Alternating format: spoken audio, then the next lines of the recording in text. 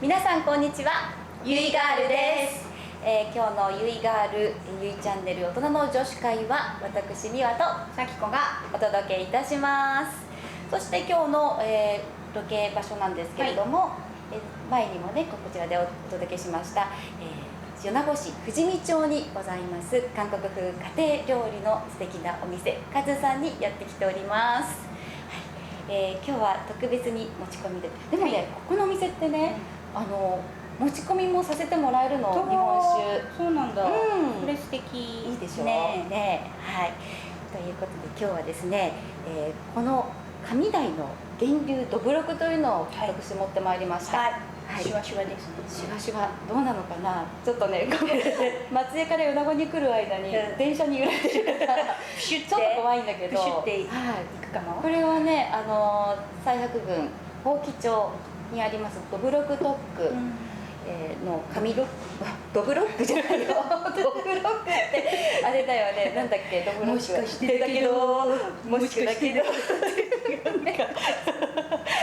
なんで歌うんだよ。で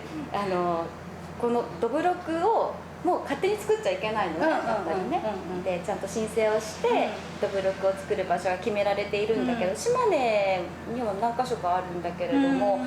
鳥取はもうここ1箇所なのね。はい、ここにも私行ったことはあって、お蕎麦屋さんがあるのね。でも週末だけだとか土日だけだとかしか空いてないですから、ちょっとどうしよう、怖い。全然大丈夫。全然大丈夫。よかった。本当だ、大丈夫だった。じゃあ今日はこのどぶろくで私たち乾杯をいたします皆さんも乾杯のご準備をお願いします。ね、どぶろくってこう栄養ありそうだよね。なんかね、お米がいっぱい、お米成分が。はい。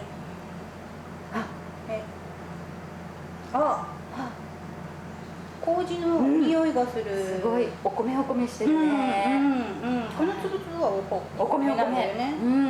そう、結局ろ過すると清酒ね、日本酒になるんだけれども、もうろ過してない状態がどぶろくに見えますか。じゃあ皆さんもご準備よろしいでしょうか。では乾杯。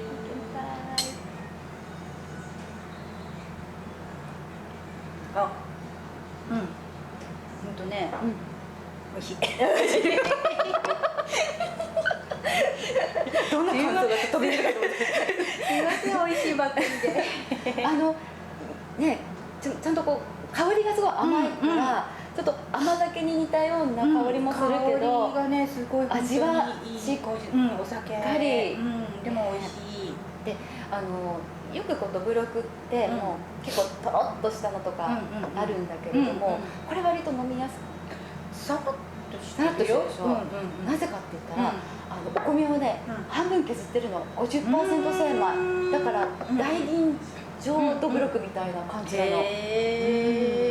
戦場と名崎はこの米子市内にね、このお蕎麦屋さんの上台って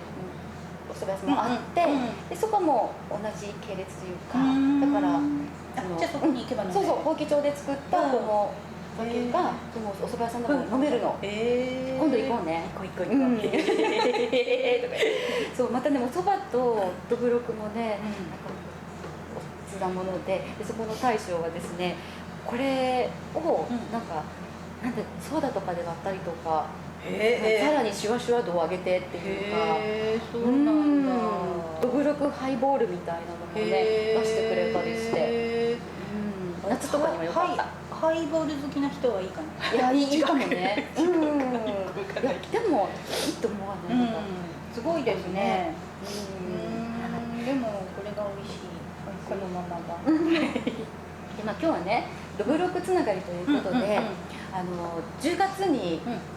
どぶろく祭りって知ってる？知ってます。行ったことある？ないです。本当。今日はこれは鳥取のねどぶろくなんですけども、島根県の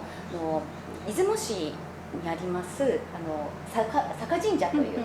日本酒の酒造の神様が祀られている神社があるんですけれども、そこには10月13日必ず毎年曜日とかは関係なくね、10月13日に秋の例大祭があるんですけど、それでどぶろくが振る舞われるの。お右がどぶろくなの。そうで、私は利き酒師の資格を取ってから、その存在を知ったというか、54号線沿いにあるんだけども、市畑薬師の、そう、市畑薬師の、ね、入るところ、そうから入る市畑薬師さんよりもちょっとだいぶ手前なんだけども、そこの通ると、もう看板がね、なんか、あと酒造の外が坂神社とか書いてあるけど、なんかよくあるじゃないか、元祖なんとかみたいなで、本当なんて、ね、その島根がそのお酒の元祖があるなんてそうって思ってて、あんまりこう行こうと思ってなかったの。でも本当にこう日本酒の勉強をしていたら、確かに出雲国不動記に、その辺りで、神話がね残っていて、で今はその小堺っていう小堺町っていう場所になってるんだけれども、昔はそこ坂っていう人弁のこの「さ」に香りで坂という土地の名前があって、出雲の国不動記にその坂の地で栽培されたお米をですね、スズメがチュチュチュチュってきて、それを加えて、その近くにある大きなね3本の松に囲まれた曲がり松って言われているところに祠があって、そこになんか水たまりがあったと。ここにスズメさんが落としたお米を、それがね自然に発酵してこういい香りのどぶろくができて、でそこになんか美味しいものがあると聞きつけた神様が香りで誘われたの。なんかわかんない、香りなのか噂なのかその時代に生きてないからわかんないけども、その全国の神様が、お集まりになられるでしょ、島根って。全国では神無月っていう時に、島根だけ神有月になるんだけれども、その八百万のね、たくさんの神様がそこに集まってきて、で厨房を作ってお料理も作りながら、そこでできたどぶろくを飲んで、もう何日間も宴会をされたという記述が出雲の国不動記にあるのね。そうで、だから1300年ぐらい前から、そのお宮があるということは、記述として残っているわけで、その坂神社というところで、じゃあどぶろく祭りっていつから始まったかって言ったら、もう800年ぐらい前かららしいんだけども、それはもうずっと800年前から10月13日に、その境内で宮司さんがどぶろくを自ら醸して、でそのお祭りの日に振る舞うっていうのが、その儀式がずっと続いているのね。噂は常々聞いておりましたから、なかなか行く機会がなく、今年は行くよ行くよそうで、私もここ何年もね、毎回行かせていただくんだけれども、毎年やっぱり味が違うのね。そうなんですか。その発酵、そうそうで、やっぱりその年のお米の出来とかが違うでしょ。そういった意味でも、どぶろくって全部溶けきってなくてつぶつぶとかもあるので、このお米の溶け具合とかを見ながら、杜氏さんがね、今年の米はこんな米なんだなっていうのを占う日でもあるんだって。それは何の占う？いや、これから酒を作るための、でその坂神社で作られるどぶろくっていうのが、新米で作られる第1号の、お酒になるわけ。でどぶろく祭りでは、午前中は出雲杜氏さんたちが集まって、でそういう祈願、今年のいいお酒ができますようにってご祈願祭があるわけね。で午後の3時半ぐらいから一般の人たちにも、どぶろくをおみきとして振る舞われるのね。でだからその宮司さんが言っておられたんだけども、その第一新米で作る第1号のお酒なので、全国の中で、酒税をね納めるのは自分のところが第1号なんだって。ちゃんと税金を払ってまあねそうなんだって、でも本当におみきとしてね、飲み放題なので、そうなのでなんかこうコップにいただくんだけども、もうバケツにねそのどぶろくが作ってあってそれを氏子さんたちがこうひしゃくとかでこう飲み干すでしょ、そうするともうわんこだけわんこどぶろくみたいに「はい」みたいな。絶対車で行っちゃダメですね。絶対ダメですよ、絶対ダメですよはい、市畑電鉄のね、松江新宿温泉からとか出雲市駅から電車がありますので、それで市畑口というところで下車していただいて、そこから歩いても10分もかからないぐらい、で夜の9時ぐらいまでやってて、まあ、でも9時ギリギリに行くともうねやってないんだけれども、まあ、でも地元のお祭りなので、神楽の上演があったりとか、なんかこう歌を歌う人が多分地元の歌自慢の人かもしれないんだけども、だから本当に田舎のお祭りなんだなってこうほっこりするようなね、そんなお祭りだから、そういう出し物を見ながらどぶろくをゆっくりいただいて、ブルーシートがあったりとかするので、そこで飲み放題飲み放題なのいつまでいても飲み放題怒られないからそうで、本当なんか去年はねちょうど台風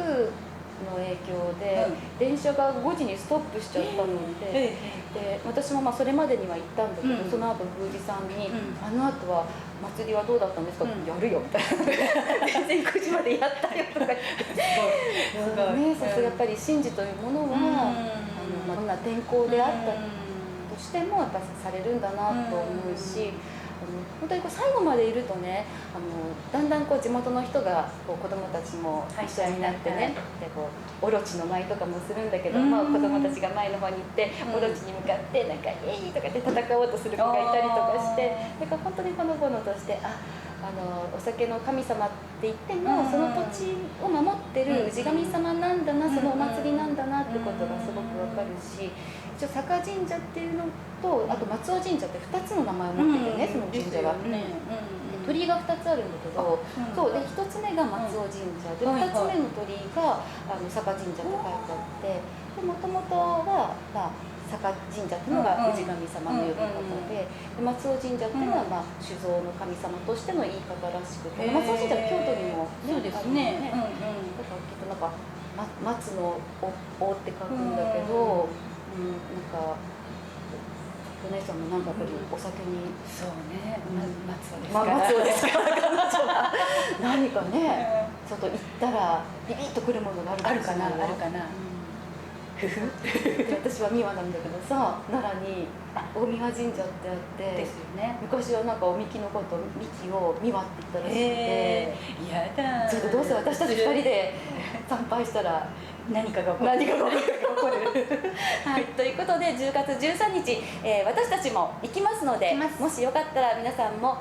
島根県の出雲市小坂井町にあります坂神社、ねどぶろく祭り出かけてみてください。